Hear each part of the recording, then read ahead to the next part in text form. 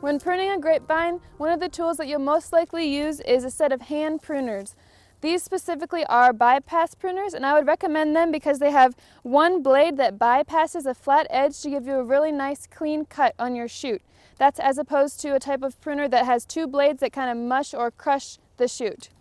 These will be used primarily for the 1-year-old growth, which is the majority of what you're doing when you're pruning your grapevine. However, if you have some older growth, such as a dead or diseased trunk or a spur that is no longer being used, you can use a larger set of loppers.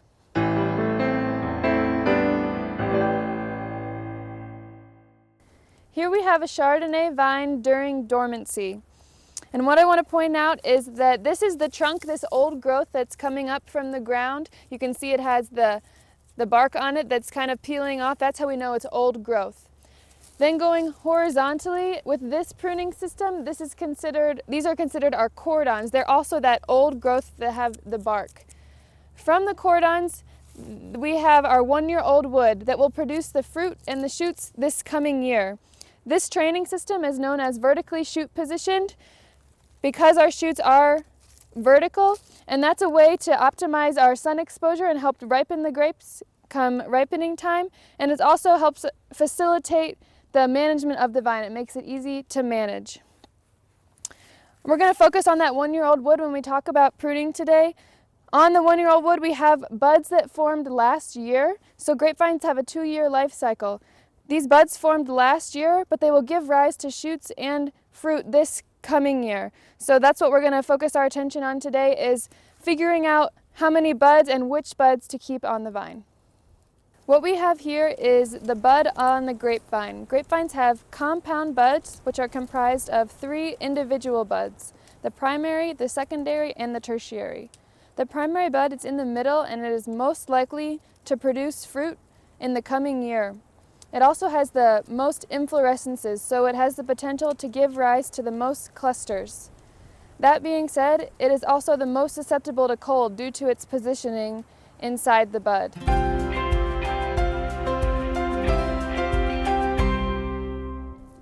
The main goal of pruning a grapevine is to find a balance between the vegetative and the reproductive growth, so the canopy and the fruit that is produced. Another goal is to try to facilitate the ease of the management of the vine for the year to come. What it basically boils down to is figuring out the number of buds that we'd like to retain, which buds we would like to retain, and the spacing of them. So this vine has been spur pruned in the past. We have our old growth cordon with spurs coming up from it. So they're also 2-year-old wood.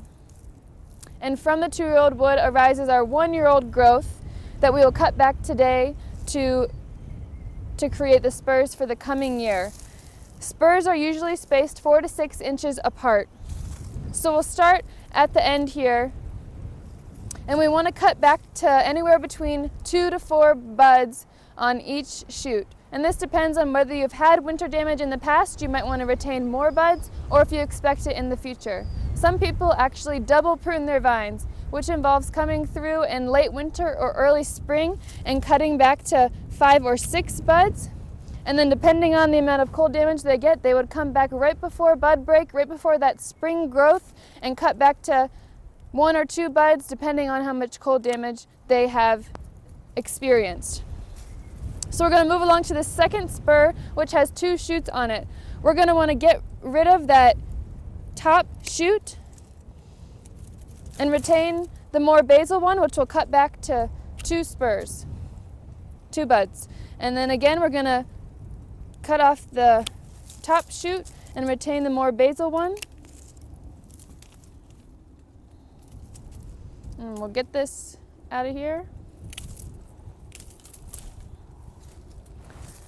And you might come to a spur where you have to make a decision. In this case, the basal one doesn't look as healthy as the higher up one. When you're looking for healthy shoots to retain, you want ideally to have pencil width in diameter of your shoots. You also want to look at the distance between the internodes, so the distance between the buds. It's ideal to have, you don't want the buds to be too close together or too far apart.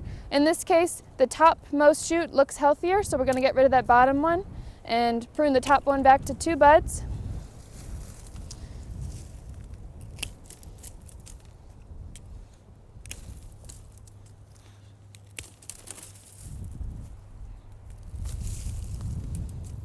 When you get to the middle of your vine, it's common to leave 1 or 2 shoots that you can use to renew your cordon for if something happens. So in this case, we'll leave this shoot here.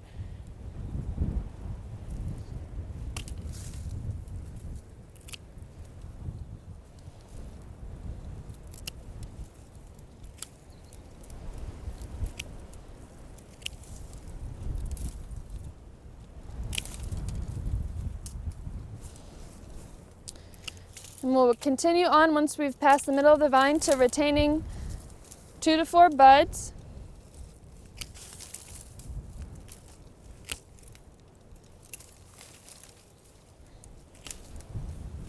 You might get to a place where you have to make a decision based on the positioning of the shoots. In this example, this shoot is more well positioned than the other one. It's closer to the cordon, closer in, and so they'll have more room to grow.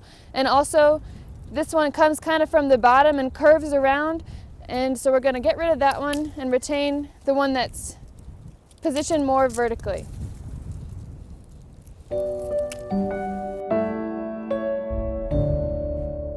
Here we have a vertically shoot positioned vine. We have our vertical trunk with the arms of the vine going horizontally, and then our shoots are positioned vertically, and they fit inside the trellis wire here. This is a typical training system for European varieties or Vitis vinifera, which naturally have an upward growing habit, so it facilitates their growth that way. Keep in mind that these varieties are known to not be as cold hardy as, for example, a hybrid variety, which is a mix of our European cultivars and our American cultivars. For hybrid varieties, a common training system is called the top wire cordon.